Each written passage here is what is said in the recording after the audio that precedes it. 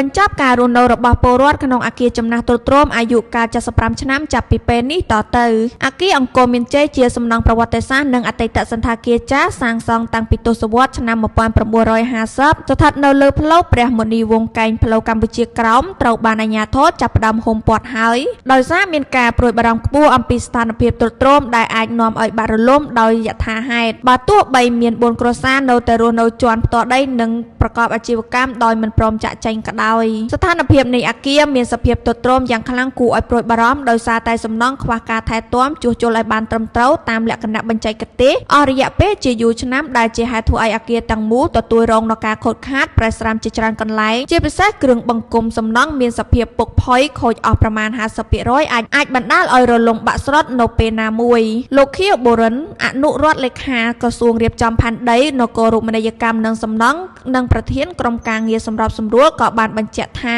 គិតមកដល់ពេលនេះមានគ្រួសារ61ក្នុងចំណោម65គ្រួសារបានទទួលសំណង់ពីរដ្ឋនិងចាក់ចែងទៅហើយគ្រាន់តែសល់4គ្រួសារនៅតែបន្តមិនព្រមព្រៀងដោយបញ្ហាសំណង់មិនទាន់ដោះស្រាយអាជ្ញាធរខណ្ឌ7មករាបានជម្រាបឲ្យពលរដ្ឋនៅជុំវិញតំបន់ពង្រឹងការប្រុងប្រយ័ត្នគណៈក្រសួងជំនាញចាំគិតគូរនិងត្រូវអនុវត្តវិធានឲ្យបានលឿននិងឆាប់រហ័សដើម្បីទប់ស្កាត់គ្រោះថ្នាក់ផ្សេងៗគួរបញ្ជាក់ថាអគារសហកម្មសិទ្ធិនេះមានកម្ពស់6ជាន់មានបន្ទប់សរុប